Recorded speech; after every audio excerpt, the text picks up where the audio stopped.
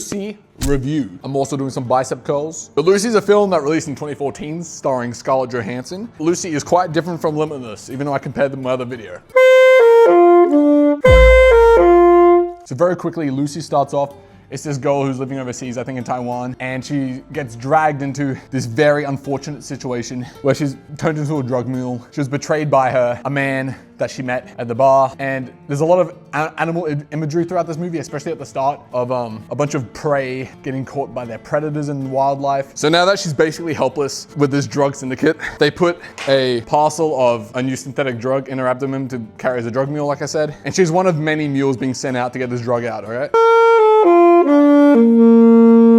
But what do you know? The men can't help themselves, and instead of taking her to the airport, they're gonna do nasty things to her. But because she resists, they kick her, which leads to the parcel opening in her and all this drug going straight into her bloodstream, okay? And very quickly, things get a bit crazy, maybe a bit too crazy for my liking. Unlike Limitless, where the drug kind of gave him somewhat believable human abilities, Lucy immediately starts levitating when this drug is inside her. Instantly, she's kind of, so imagine her taking the NZT from Limitless, but then she's also got like telepathic powers. She's also kinetic. She can use psycho, I can't think of the word right now. Telekinesis. And then she's locked in. She's completely locked in for the rest of the movie.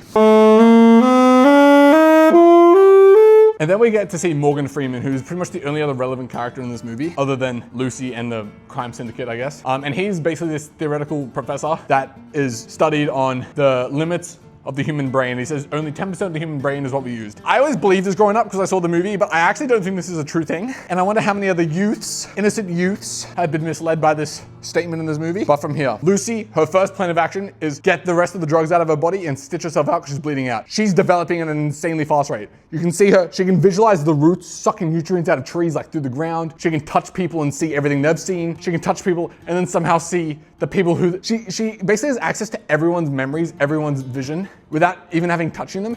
And I think it's just a bit too much because it goes to the point of basically, this is just a full sci-fi movie. But the reason I don't like that is this is a drug that's been mass produced, presumably. And if this happens to one person, this could easily just be replicated. I'll talk about that more soon, but like, it's a bit too much. It's just a bit too much. But then she gives her mum a call and basically, because she can tell her fate is impending doom and she's gonna try and do as much as she can in the little time she has. She calls her mum, she says stuff like, oh, she remembers her bones growing. She remembers petting a cat when she was like 1 day old. All this stuff that isn't possible for humans to remember, she knows. She knows everything. She knows everything about everyone. It's too much. But then from here, she contacts Morgan Freeman's character and basically proves to him that she's who she is. She's getting all access to her complete cerebral capacity. She's showing him by intercepting his TVs from across the world. Again, this is what I'm saying. It's just a bit much for a drug to be doing this. She goes to the leader of the crime organization, stabs him in the hands and gets all the information from his brain from all these different people. It's just a lot happening. And this is also one of my main gripes of the plot is we've already seen her kill a few people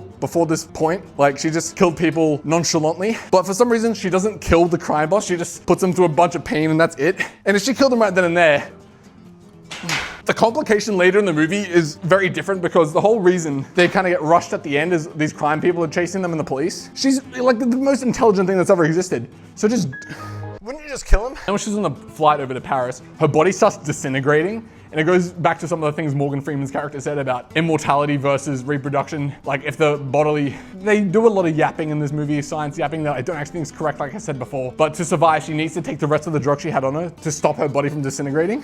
And then when she gets to the Paris, they've collected all the drug mules, like she said. She's then collecting this, but the mafia are still after her too. So there's this one thing, which again annoys me. She basically just makes the whole room fall asleep by doing nothing. And there are other points in the movie where she could have done this, but she decided to aura farm instead, which fair play, aura farm away, I guess. And then from here, she has access to all the answers in the universe, apparently. So what does she do? With her final moments, she's in the room with Morgan Freeman and all these other theoretical professors. She turns the rest of the drug that they have access to into this fluid, inject it straight into her, because only now will it let her access the full 100%. Throughout the movie, there's been like a little percentage bar at certain points to kind of show her development through like 10, 20, 30, 40, 50% of her brain. And to hit 100, she knows she has to absorb the rest of the drug. And during this whole sequence, the crime boss is still coming after her, killing all the police killing all of them. This is why I said she should just kill the guy earlier. During this process, she can go fully forward, backwards through time, teleport around around the world. There's basically no limits to this character. She can do too much from something that is too readily available, okay? When she's reached 100%, her whole thing is she knows she's gonna die, but her sacrifice is to then impart all of her knowledge on the future generations. And how does she do that? She basically turns herself into some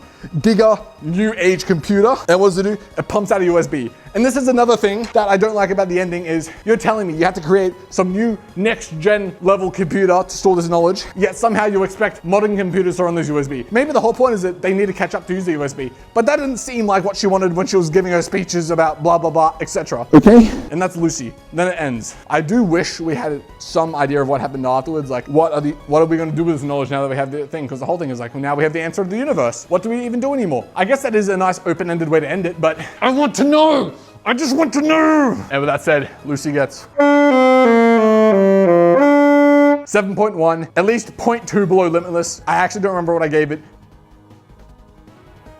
but I like Limitless slightly more than this because of the kind of more realism, but you get what I'm saying. Catch you all next time, and as always, stay sexy.